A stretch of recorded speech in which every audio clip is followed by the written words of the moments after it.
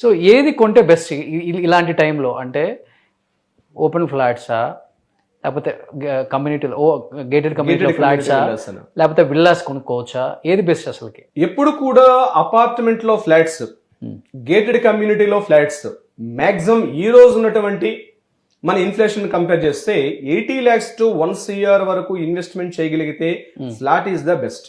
Appreciation point of view మనం ఈ రోజు ఇన్ఫ్లేషన్ వాల్యూస్ మనం చూసినట్లయితే దట్ అపార్ట్మెంట్ కొనే వాళ్ళకి మాత్రం ఒక పాయింట్, క్లియర్ పాయింట్ చెప్తున్నాను. ఒకవేళ మీరు అపార్ట్మెంట్ ఎంత గేటెడ్ కమ్యూనిటీలో ఉన్నా, ఎంత హై రేజ్ రవర్స్ లో ఉన్నా పర్చేజ్ చేసినా మాక్సిమం 5 years లో మీరు రీసేల్ చేస్తానన్న ఆలోచన ఉంటేనే అపార్ట్మెంట్ లో ఫ్లాట్ పర్చేజ్ చేయండి. This very very clear point. ఇక్కడ మీకు కీ పాయింట్ చెప్పాలి.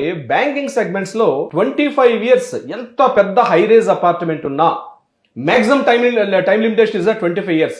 25 years ఓల్డ్ ఉన్నటువంటి ఈ అపార్ట్మెంట్ ఫ్లాట్స్ కూడా రేట్ డిప్రిసియేషన్ ఉంటుంది. బ్యాంక్ లోన్స్ పర్టికులర్ గా ఇవ్వరు, అది ఎంత పెద్ద గేటెడ్ కమ్యూనిటీ అయినా. సో మీకు రీసేల్ వాల్యూ రేట్ అప్రిసియేషన్ వస్తుంది అనుకుంటే ఇమీడియట్ గా మీరున్న ఫ్లాట్ ని రీసేల్ చేసి మీరు వేరే చోట ఇన్వెస్ట్మెంట్ చేసుకోవడం, మీకు ఆ రేట్ అప్రిసియేషన్ స్కోప్ కూడా వచ్చే ఏరియాలో చేసుకోవడం బెటర్ అపార్ట్మెంట్ లో flats.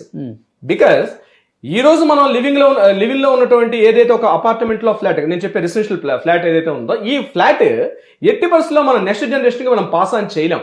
Because that is rate depreciation అవుతూ ఉంటుంది. సో మన లైఫ్ ఈ రోజు మనం బాగున్నాం, సోఫిస్టికేట్ గా ఉన్నాం, ఒక సిటీకి దగ్గరలో కనెక్టివిటీలో ఉన్నాం అనుకుంటే దిస్ ద బెస్ట్.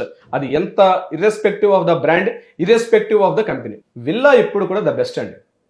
అది 167 square yards నుంచి స్టార్ట్ అవుతుంది. Depends upon the size of the properties, investment, దాని ఇన్వెస్ట్మెంట్ ఉంటుంది.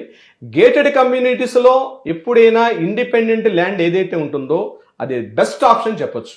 ఒకవేళ బడ్జెట్ మనం బోత్ సైడ్ హస్బెండ్ వైఫ్ ఇద్దరు ఇన్కమ్ బాగుంటుంది, మనం బోత్ సైడ్స్ ఇన్కమ్ వస్తుంది, రెవెన్యూ వస్తుంది అనుకుంటే ఒకేసారి లంసమ్ అమౌంట్ ఇన్వెస్ట్ చేయకుండా, లేదా మనం డ్రా చేస్తున్నటువంటి ఏదైతే నెట్ డ్రాయింగ్స్ ఏవైతే ఉంటాయో ఆ సేవింగ్స్ మీద కూడా మాక్సిమం 35 to 45% ఉండేటట్టుగానే ఫ్లాట్ ఇన్వెస్ట్మెంట్ చేసుకోవడం the best option, villas option. ఇక సర్ప్లస్ ఫండ్ ఉంది మన దగ్గర, ఏం చేయాలో అర్థం కావట్లేదు. కొంత ఉంది, నేను షేర్ మార్కెట్ లో పెట్టాలా, బాండ్స్ పెట్టాలా, మ్యూచువల్ ఫండ్స్ లో పెట్టాలా, గోల్డ్ పర్చేజ్ చేయాలా. గోల్డ్ అంటే ఇటీవల కాలంలో బాగా పెరిగింది అనుకుంటే దట్స్ పక్కన పెడదాం కాసేపు. ల్యాండ్ ఎప్పుడు కూడా బెస్ట్ ఆప్షన్ చెప్తాం. Land investment is the best option. ఎక్కడైనా అది ఎంత డిస్టెన్స్ అయినా డాక్యుమెంటేషన్ ప్రాపర్ గా చూసుకోండి.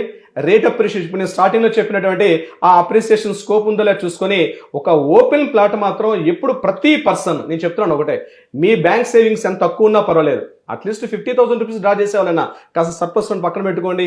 ఒక ఇన్వెస్ట్మెంట్ ఓపెన్ ప్లాట్, అది కూడా clear titles, approvals, RERA approval site లో ఇన్వెస్ట్మెంట్ లో ఒక ప్లాట్ పర్చేజ్ చేసుకోవడం the best option. Suman TV property ఎక్స్పోని ఫ్యామిలీతో విజిట్ చేయండి, మీ డ్రీమ్ హౌస్ ని సెలెక్ట్ చేసుకోండి. ఫ్రీ ఎంట్రీ కోసం ఇప్పుడే కాల్ చేయండి 9000979333.